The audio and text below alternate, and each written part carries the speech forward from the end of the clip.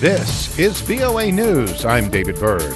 President Donald Trump says he will drop his efforts to get a citizenship question on the 2020 census and will instead order government agencies to turn over all information they have about citizens, non-citizens, and illegal aliens.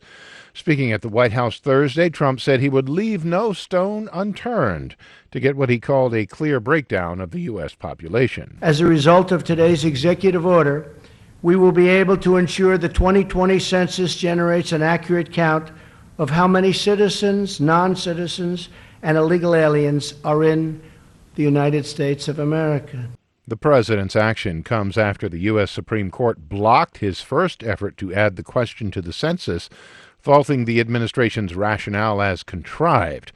The Census Bureau is part of the Commerce Department, but the U.S. Constitution specifically assigns the job of overseeing the census to Congress. That limits the authority of the president over it, which complicates adding the question to the survey via a missive from the White House. U.S. officials reportedly plan to start immigration raids on Sunday and are expected to target at least 2,000 undocumented people for whom deportation orders have been issued. As AP's Rita Foley reports. The government will be looking for those who've been ordered out of the country but are still here. These raids are expected in 10 big cities, and although we're hearing they will begin this weekend, we're told it's possible they may start later.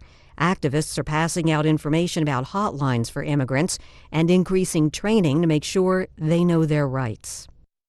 That's AP reporter Rita Foley.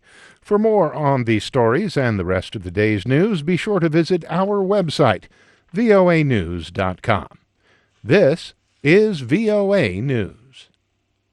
A hurricane warning has been issued as Tropical Storm Barry churns its way toward the U.S. Gulf Coast and threatens millions of residents as the possible first hurricane of the 2019 season. New Orleans Mayor LaToya Cantrell said citizens should be ready for long periods of rain and flooding. We cannot pump our way out of the water levels and the waterfalls that are expected to hit the city of New Orleans. We need you to understand this and, again, be prepared to shelter in place. Benjamin Schott of the National Weather Service said that flooding is likely. So with that coming in, we're talking about amounts anywhere 10 to 15 with locally higher amounts pushing 20 inches with rainfall over the course of Friday, Saturday, and maybe even lingering into Sunday. Forecasters issued a storm surge warning of up to 1.8 meters for a stretch of Louisiana coastline south of New Orleans. Rain was an equal danger because the lower Mississippi River has been above flood stage for 6 months. Britain said Thursday that an Iranian military vessel, tried to impede the passage of a British oil tanker through the Strait of Hormuz. A British government statement said 3 Iranian boats were involved in the incident and only backed off after receiving a verbal warning from a British warship. At the State Department, spokeswoman Morgan Ortega said that the United States stands with Britain in opposing Iranian attempts to interrupt shipping. We will continue to work closely with the United Kingdom and our allies to ensure that the Iranian regime's malign activities do not further disrupt international law, maritime security, or global commerce. Iran's Islamic Revolutionary Guard Corps denied Britain's accusation.